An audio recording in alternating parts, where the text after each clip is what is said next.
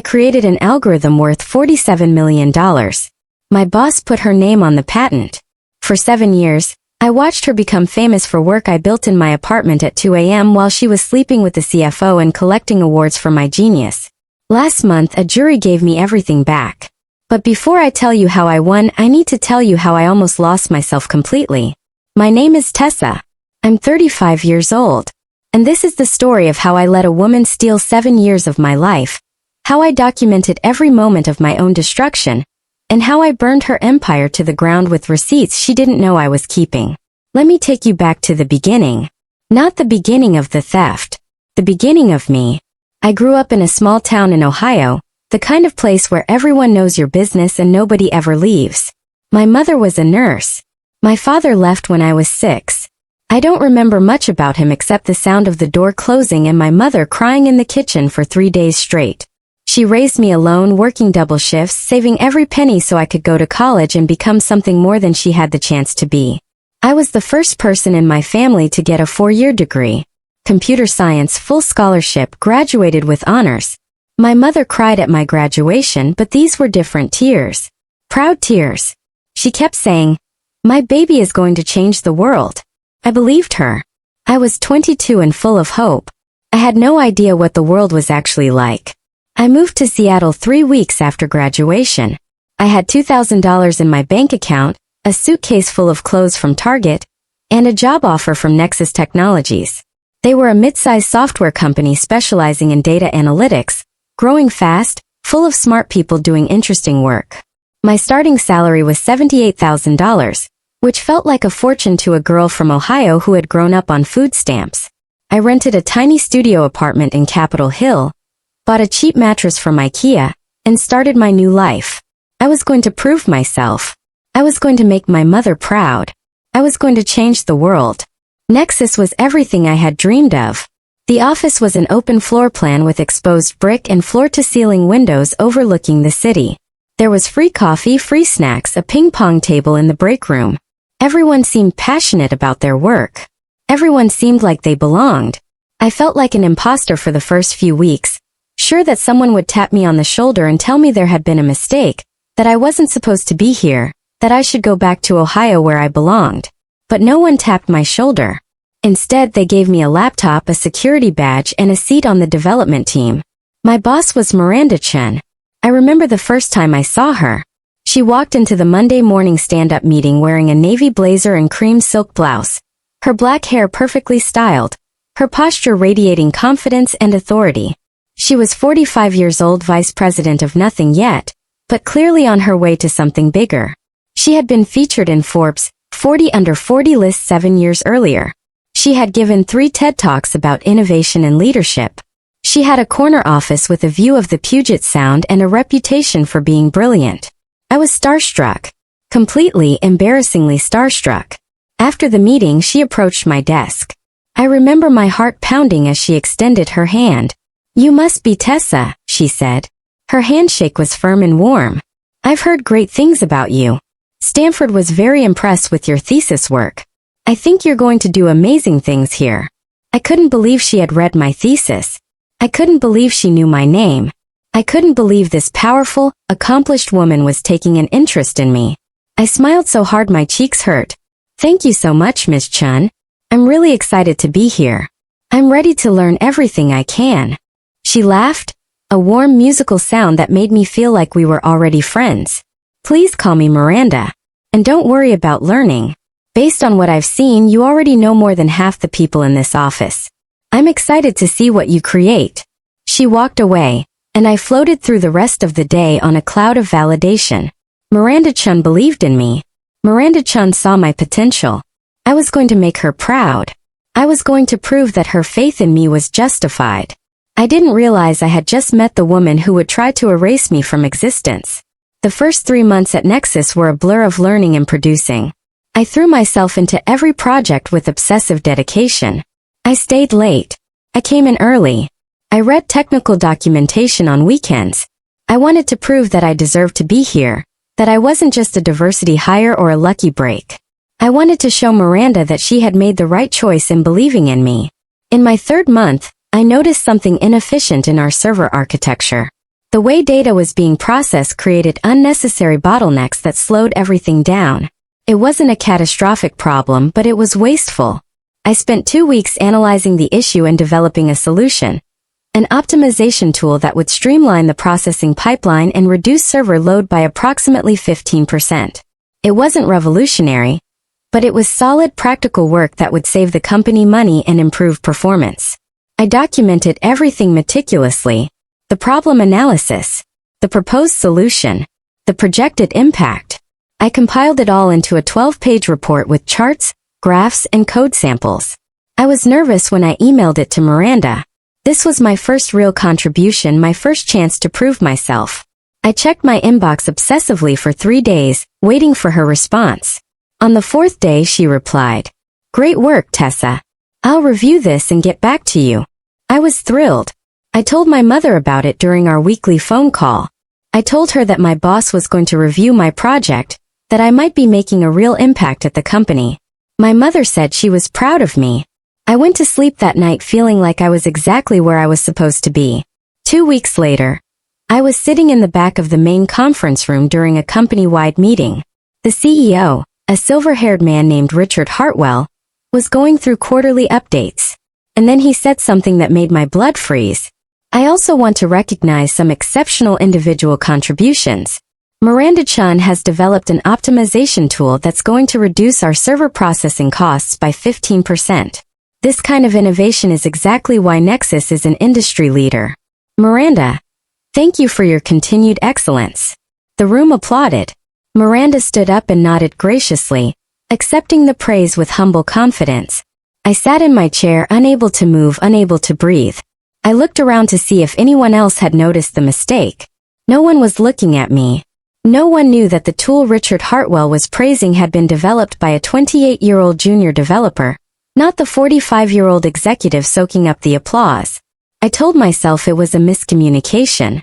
Miranda must not have realized Richard would credit her directly. She would clarify after the meeting. She would send an email to the team explaining that the tool was actually my work. She would make it right. She didn't. After the meeting, I waited until the conference room emptied, then approached her in the hallway. My voice was shaking. My palms were sweating. I had never confronted anyone in a professional setting before. I barely knew how to do it. "Miranda," I said, trying to keep my voice steady. "That optimization tool Richard mentioned, that was my project. I sent you the report 3 weeks ago." She turned to look at me, and I will never forget the expression on her face. It wasn't guilt. It wasn't embarrassment. It was patience. The same patient, slightly amused look you might give a child who doesn't understand why they can't have dessert before dinner. "Tessa," she said, her voice gentle and warm, "I know you did great work on that, and I made sure Richard knew about it. But you have to understand how things work at this level. When you're on my team, our work is collective. I present it to leadership because I have the relationships, the credibility, the context. It's more effective that way. It's better for everyone, including you." I didn't understand. I wanted to argue. But she was my boss and she was saying things that sounded reasonable, and I was 28 years old and desperate to belong. "But I didn't get any credit," I said weakly. "Richard said you developed it." Miranda placed her hand on my shoulder. The gesture felt maternal, comforting. "Credit comes with time," she said. "Right now you're building a foundation. You're proving yourself. Keep doing great work and I promise the recognition will follow. Trust me." I trusted her. I nodded and thanked her and went back to my desk. I opened my laptop and stared at the screen for 20 minutes without typing a single word. Something felt wrong, but I couldn't articulate what it was. Miranda was experienced. Miranda was successful. Miranda knew how corporate politics worked. Maybe she was right. Maybe I just didn't understand yet. That night, I called my mother and told her about the meeting. I told her Richard had mentioned my project. I didn't tell her that someone else got the credit. I didn't want to admit that my dream was already developing cracks. The pattern started slowly, so slowly that I didn't recognize it for what it was. Every few months, I would develop something valuable. A new feature. An improved process. A creative solution to a persistent problem.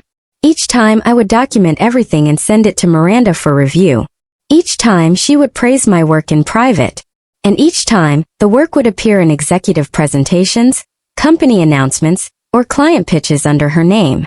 6 months after the optimization tool incident, I developed a machine learning model that improved our customer retention predictions by 22%. Miranda presented it to the board. 8 months after that, I created a data visualization dashboard that became the company's standard reporting interface. Miranda demonstrated it at a tech conference in San Francisco.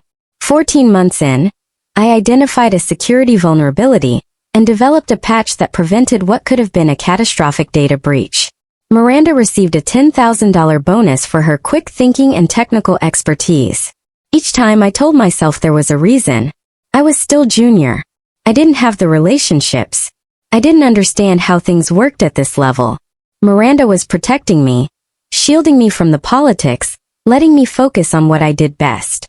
When the time was right, she would acknowledge my contributions. She would elevate me. She would make sure everyone knew the truth. I was a fool. But I was a fool who was keeping records. I don't remember exactly when I started the log. It might have been after the machine learning model presentation, when I watched Miranda answer detailed questions about my algorithm without ever mentioning my name. It might have been after the security patch bonus, when I calculated that $10,000 would have covered 3 months of my student loan payments. Somewhere in the fog of denial and rationalization, a small quiet part of me started writing things down. I created a document on my personal laptop, stored in a folder called Personal Notes. I noted dates and project names. I saved copies of emails I had sent to Miranda containing my original work. I took screenshots of the final presentations where my work appeared under her name. I didn't know why I was doing it. I told myself it was for my own records, for future job interviews, for performance reviews. I told myself it wasn't evidence of anything. Just documentation. Just in case. Just in case of what? I didn't let myself answer that question. By my second year at Nexus, the weight of invisibility was starting to crush me. I watched colleagues with less experience and less output get promoted. I watched Miranda's star rise higher and higher, fueled by work I had created. I started having trouble sleeping. I would lie awake at 2 a.m., replaying presentations in my head, imagining what it would feel like to hear my own name in those conference rooms. I developed a nervous habit of checking my email compulsively, hoping for some acknowledgement that never came. I gained 15 pounds from stress eating and lost them again when the anxiety killed my appetite. I thought about quitting constantly. The fantasy would play in my mind like a movie. Walking into Miranda's office, telling her exactly what I thought of her, and marching out with my dignity intact. But the fantasy always collapsed under the weight of reality. I had $43,000 in student loans. Seattle rent was astronomical. My mother's hip replacement surgery had cost $12,000 out of pocket, and she was still making payments. I was sending her $500 a month to help. Nexus paid well. The benefits were excellent. My 401k was growing. Walking away meant financial devastation. Walking away meant admitting Miranda had one. So I stayed. I kept my head down. I kept producing.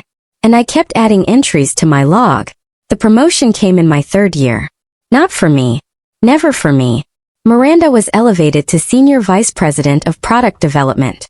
The announcement came with a press release, a feature in the company newsletter, and a celebration in the main conference room with champagne and cake. Her new salary was $340,000 per year. Her stock options were worth $1.2 million. She was now in charge of a team of 45 people, the largest division in the company. At the celebration, Richard Hartwell gave a speech. He listed Miranda's achievements over the past 3 years. The optimization tool, the machine learning model, the dashboard, the security patch. He called her the engine of innovation at Nexus, and an example of what happens when brilliance meets dedication. The room applauded. I applauded too, my hands moving mechanically while something inside me screamed. I stood in the back of the room with a plastic cup of champagne I couldn't bring myself to drink. I watched Miranda accept congratulations, hug colleagues, pose for photos. She looked so happy. She looked so deserving. She looked like a woman who had earned everything she had through her own hard work and genius. I wondered if she even remembered that the work was mine. I wondered if she had told the lie so many times that she had started to believe it. That night I went home and opened my laptop. I added a new entry to my log. Miranda promoted to SVP. Achievements listed: optimization tool mine, ML model mine, dashboard mine, security patch mine. Total recognition for me, 0. I stared at the words for a long time. Then I closed the laptop and cried until my head ached. I should have quit then. I should have taken my documentation and found a lawyer and blown the whole thing open. But I was exhausted and broken and convinced that no one would believe me. Miranda was a Forbes featured executive with TED Talks and a corner office. I was a nobody. A junior developer. A name that appeared on no patents, no press releases, no awards. If I accused her of theft, it would be her word against mine.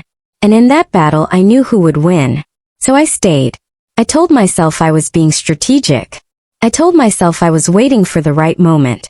Really, I was just afraid. The 4th year brought Project Lighthouse, and Project Lighthouse brought ARIA. It started as a routine assignment. We were integrating our analytics platform with 3 major enterprise clients, a process that required updating our data pipelines and ensuring compatibility across different systems. I was assigned to lead the technical implementation, which meant long hours of unglamorous work. Writing code, testing connections, troubleshooting errors. It was the kind of project that doesn't make headlines but keeps companies running.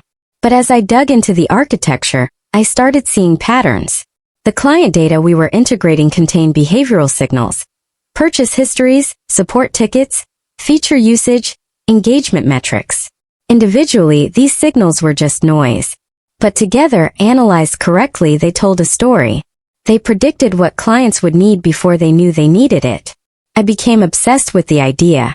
I started working on it outside of the Lighthouse project, during lunch breaks and late nights and weekends. I read research papers on predictive analytics. I experimented with different machine learning models.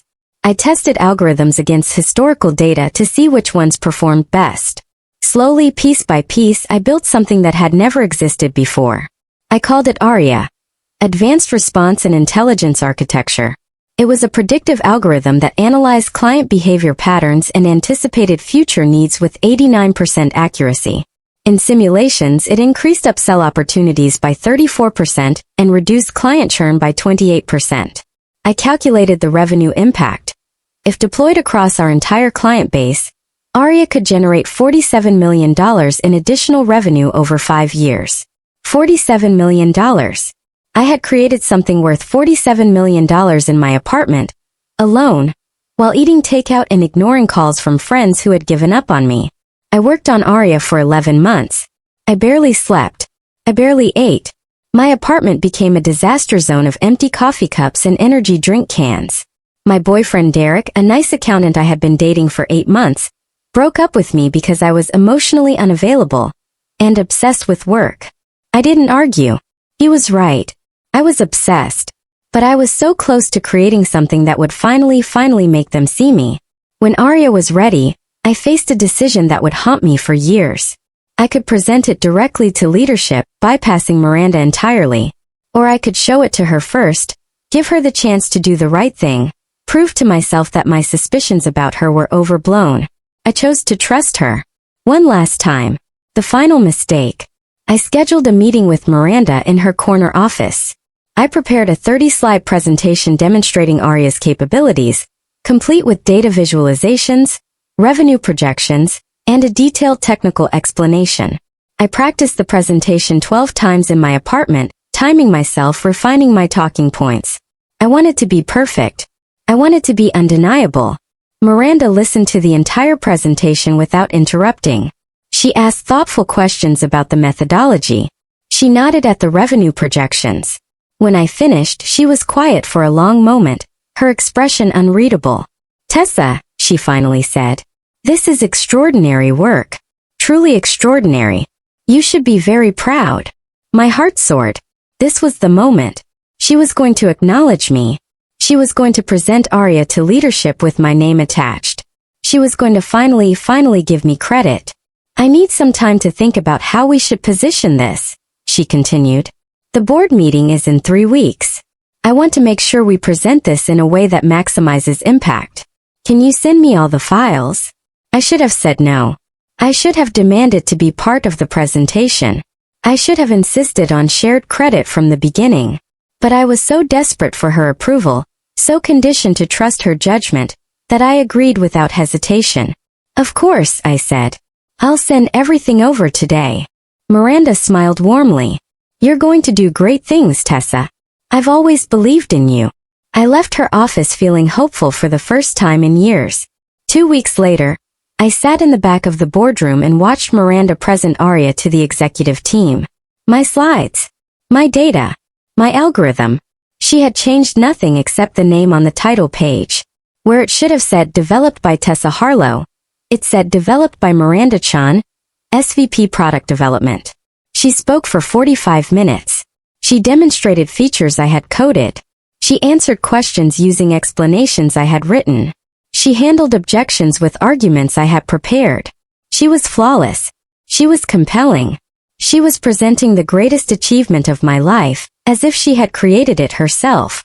The board gave her a standing ovation.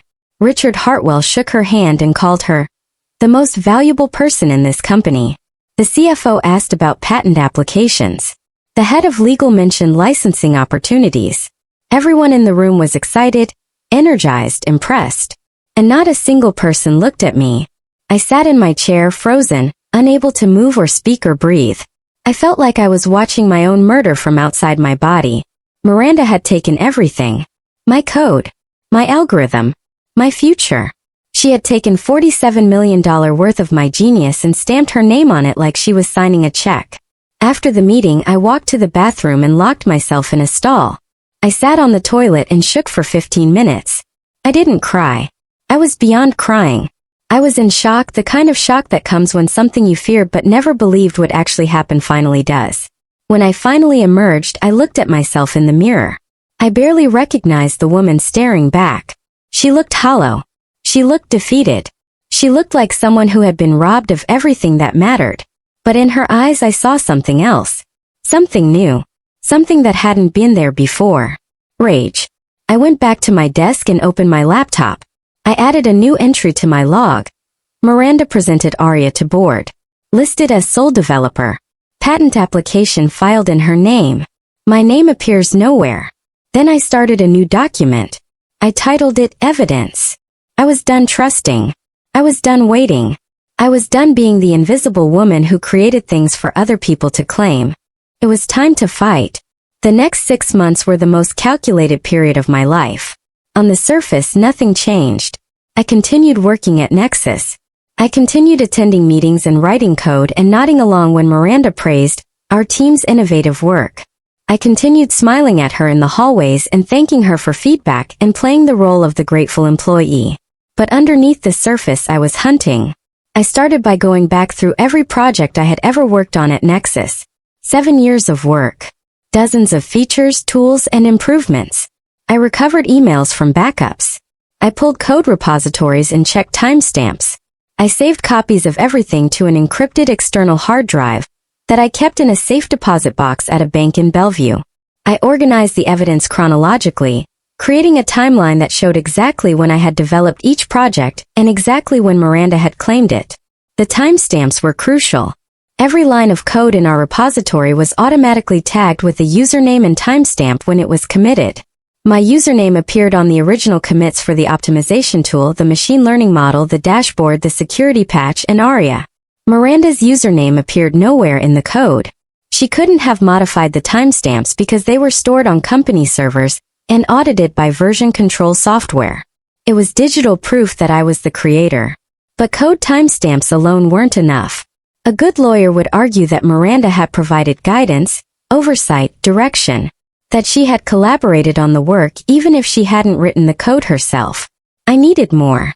I started having conversations with colleagues, casual, careful conversations that never mentioned Miranda directly. I would bring up old projects and ask if they remembered working on them. I would reminisce about late nights at the office and see if anyone recalled seeing me there, coding alone, while Miranda's office was dark and empty. I was building a network of potential witnesses, people who could testify that I was the one doing the work. Marcus, a senior developer who had been at Nexus for 12 years, was the first to say it out loud. We were having coffee in the break room talking about nothing in particular, when he leaned in and lowered his voice. You know, I've always wondered why you never get credit for anything. I felt my heart skip. What do you mean? I mean, I've been here a long time. I've seen a lot of talented people come and go. But I've never seen anyone produce as much as you do, with as little recognition. The ARIA thing especially. I saw the code commits. Your name is all over that repository. But at the board presentation, Miranda talked about it like she built it herself. I was careful not to react too strongly. I shrugged and said something non-committal about team dynamics. But inside I was screaming. Someone else had noticed. Someone else knew. If you ever decide to do something about it, Marcus said, I'd be happy to talk to whoever needs to hear it. I thanked him and changed the subject. But I made a note in my evidence file. Marcus Chen, no relation to Miranda, witnessed my contributions, willing to provide statement. Over the next few months I found 3 more colleagues who had similar observations. They had all noticed the pattern. They had all wondered why I never seemed to get credit. None of them had said anything because they didn't want to get involved in political disputes. But if I ever took action they would support me. I had 4 witnesses.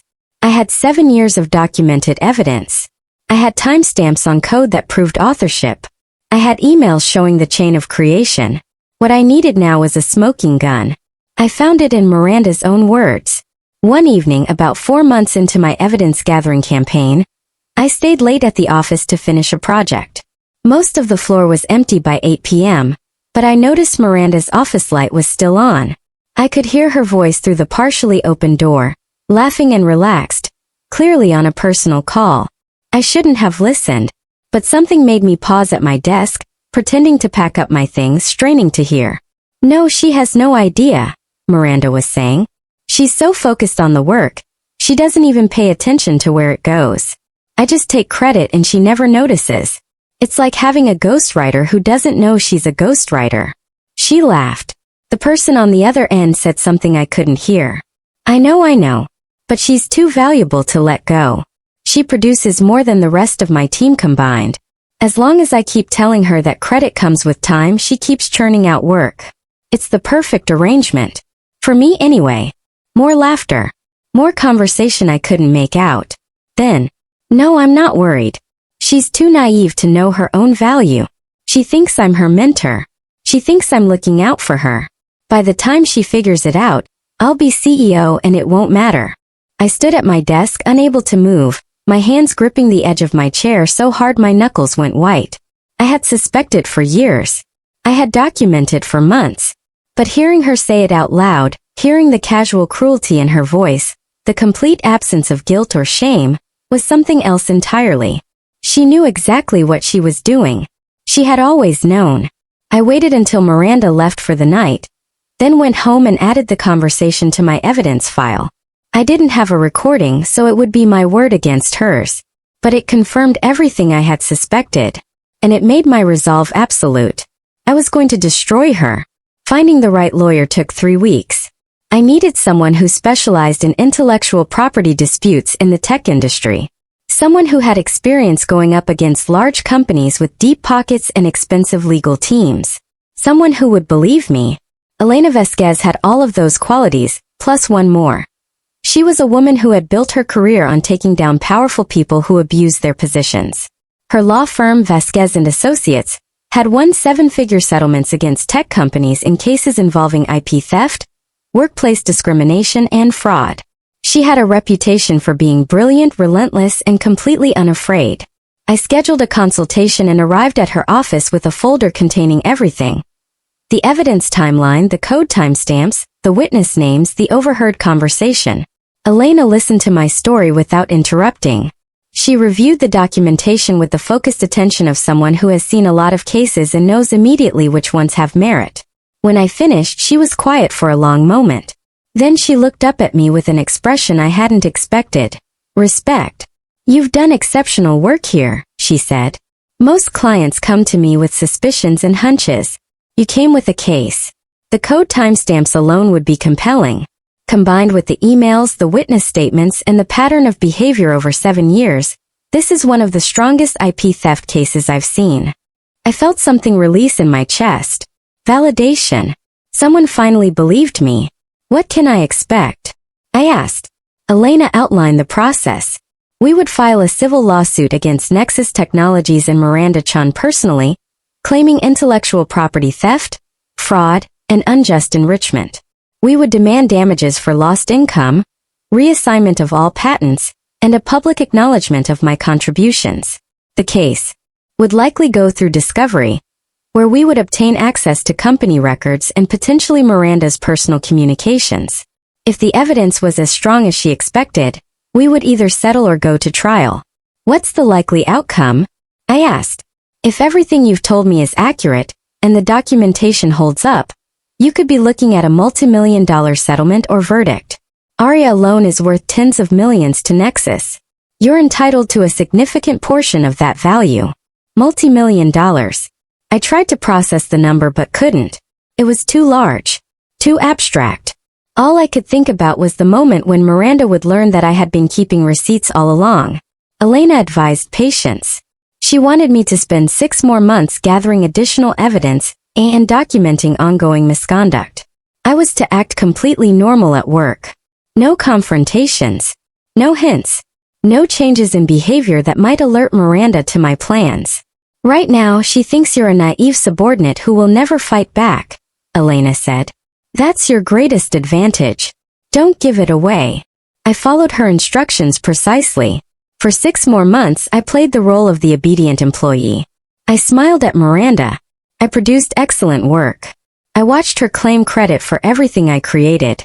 And every night, I went home and added to my evidence file, counting down the days until I could strike. The opportunity came in February of my 7th year at Nexus. The company was preparing for a major acquisition.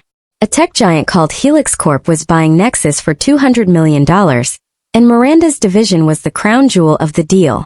ARIA, now fully implemented and generating massive revenue, was specifically cited in the acquisition documents as a key asset. As part of due diligence, Helix's lawyers were reviewing all intellectual property claims. They wanted documentation proving that Nexus owned the patents it claimed to own. They wanted proof of authorship and development history. I realized this was my moment. If the acquisition closed with Miranda's name on the ARIA patent, the fraud would be locked into legal documents that would be nearly impossible to unwind. Helix would own the patent. Miranda would be credited as the inventor forever. My window for action was closing. I called Elena and told her we needed to move. She agreed.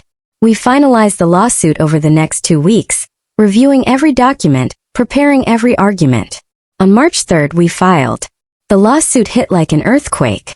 Within hours of the filing becoming public, I received 17 text messages, 4 phone calls, and a visit from Nexus's head of HR. The company wanted to talk. The company wanted to resolve this privately. The company offered me $500,000 to withdraw the lawsuit and sign a confidentiality agreement. I said no. Miranda called me that night. I had expected anger, but her voice was controlled, almost friendly. It was the same warm, patient tone she had used when she was stealing my work and telling me to trust her. Tessa, I think we need to talk about what's happening here. This lawsuit is a mistake. You're going to destroy your career over a misunderstanding. Let's sit down like adults and figure this out.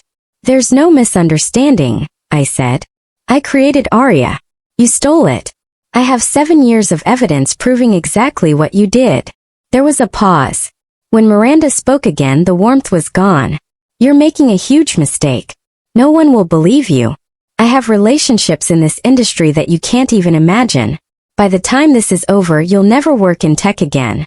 I'll make sure of it. You already made sure I couldn't work, I said. You just didn't realize I was keeping receipts. I hung up before she could respond.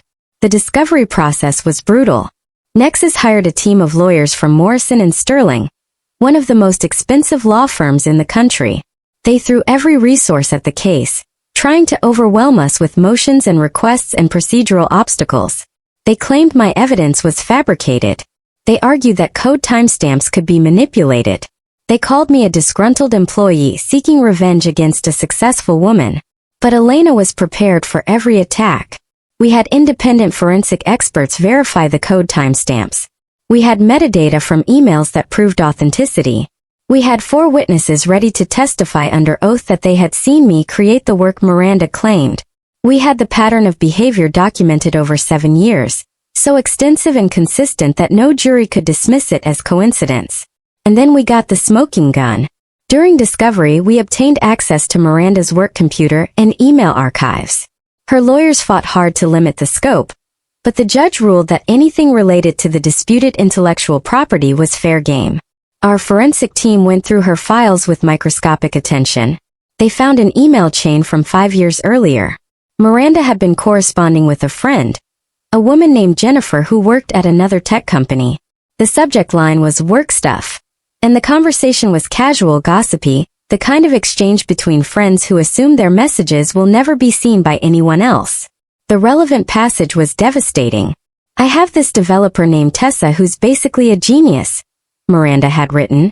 "She creates all this amazing stuff and she's too naive to know her own value. I just take credit and she never notices.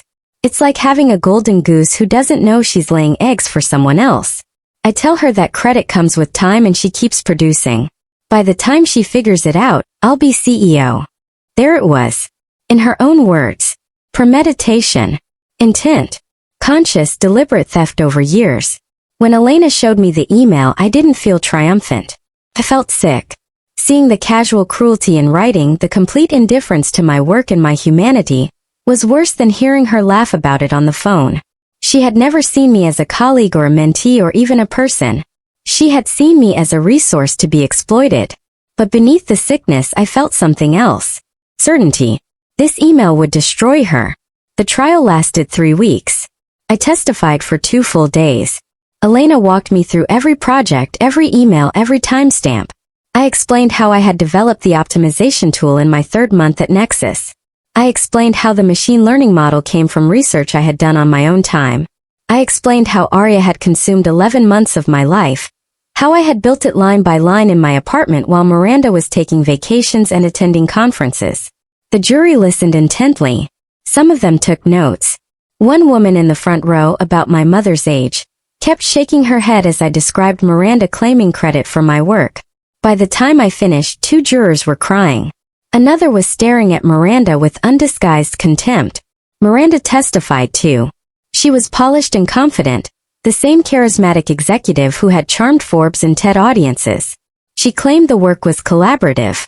She said she had mentored me, guided me, provided the strategic direction that made my technical contributions valuable. She insisted that taking credit for teamwork was standard practice in corporate environments. But under cross-examination, she crumbled. Elena confronted her with the email. Miranda's face went pale. She tried to claim it was taken out of context, that she was joking, that she didn't really mean what she had written. But the words were there, in black and white, and no amount of spin could change them. "You wrote, 'I just take credit and she never notices,'" Elena read aloud.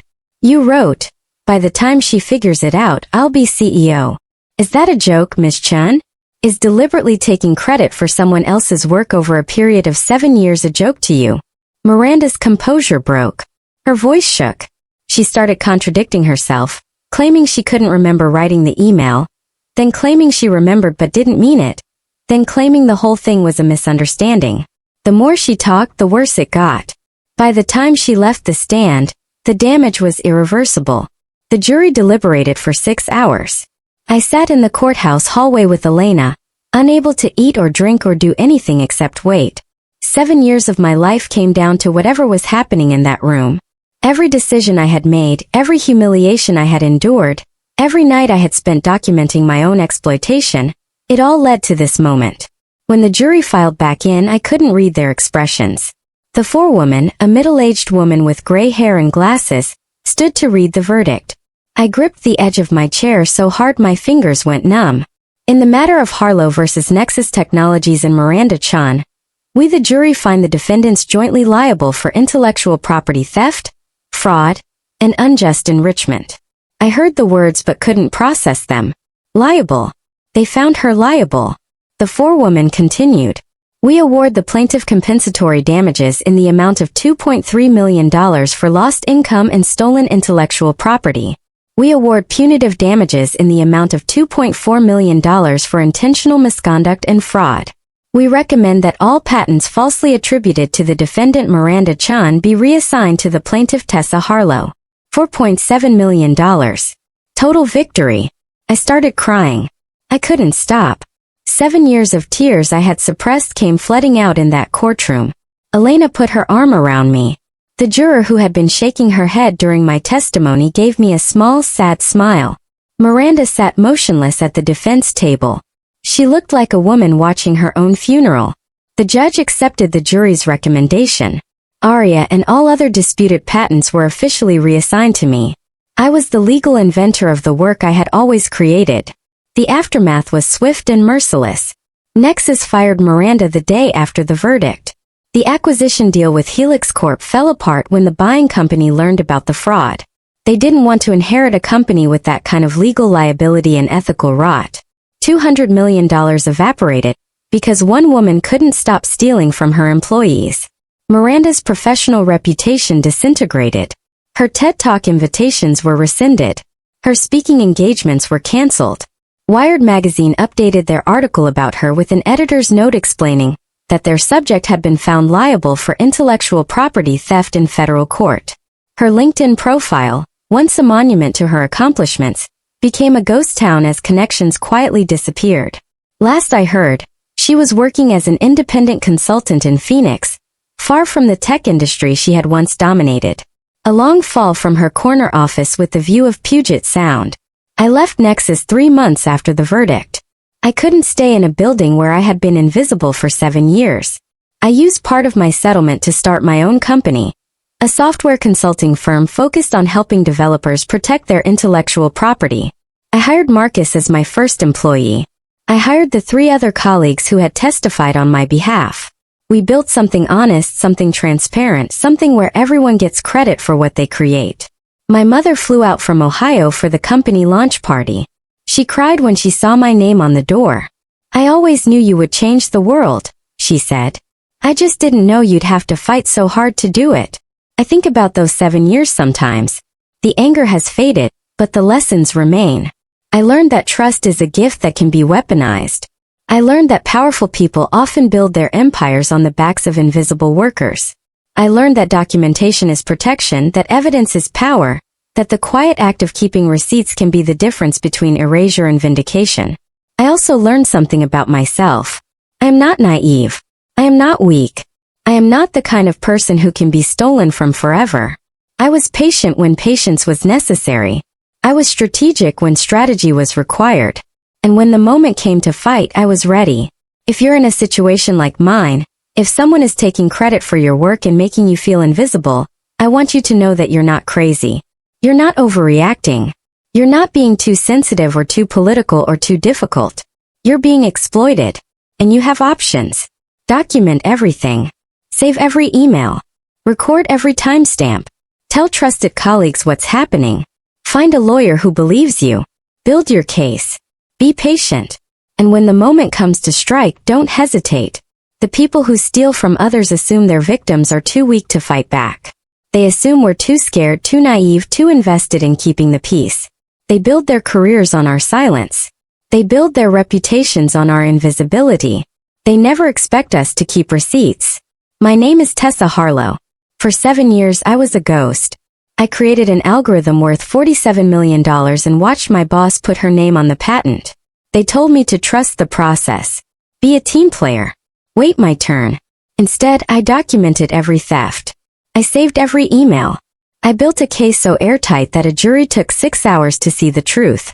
Now I own the patents. I own my company. And Miranda Chen owns nothing but the memory of everything she lost. They called her a genius for 7 years. They were wrong. The genius was me. She just forgot I was watching.